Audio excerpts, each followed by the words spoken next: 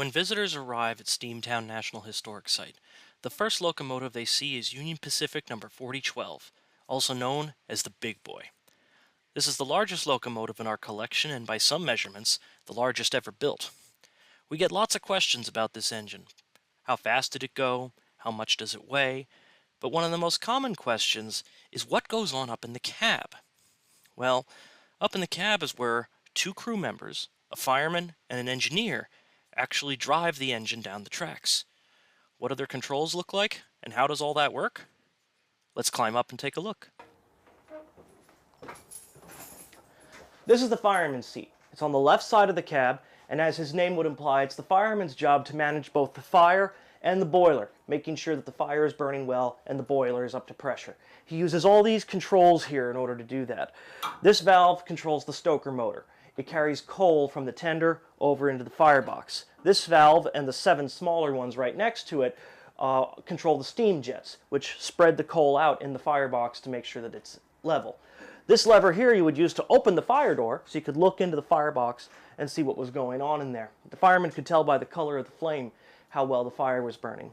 You also have to make sure that there's enough water level and pressure in the boiler at all times. So this valve here controls the feed water system. It takes water from the tender, pumps it into the feed water system, and preheats it.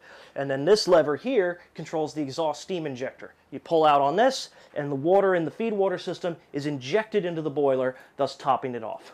There'd be a whole bunch of gauges up here, both sight glasses and pressure gauges that were all telling the different things that the boiler was doing. Boiler pressure, boiler water level, all that sort of stuff. It was the fireman's job to manage all of this. It seems really complicated, and it was. Whenever a new crew member would be brought into the cab, he'd always be fireman first. You have to learn how to work this stuff.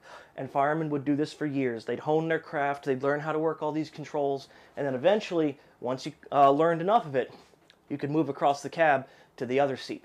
Let's go check that one out. Now we're on the right side of the cab, and this is the seat that everybody wants, the engineer. This is the guy who actually drives the Big Boy locomotive. And these are his controls. This is the auto reverser. It's like the gear shift. You push it forward to go forward, backward to go backward. This is the throttle. This is like the gas pedal. You pull this and steam goes into the cylinders and off we go. When it comes to stopping, it's these two valves here that you use. This one is the locomotive brake. It usually have a handle right here. Pull on that handle, it puts on the brakes on just the locomotive. The train brake, on the other hand, when you pull this lever, that applies the brakes on all the cars that we're hauling behind us. The engineer uses these two valves in tandem in order to get the engine to come to, well, the whole train to come to a smooth stop. Other controls here are the sander, which puts extra traction down on the rails when we are in slippery conditions. The bell is in here somewhere. That is pneumatic on this engine, so there's a little pneumatic cylinder that runs that. And then, oh yeah, that's the whistle. That's everybody's favorite. This was generally the pinnacle of most railroad workers' careers.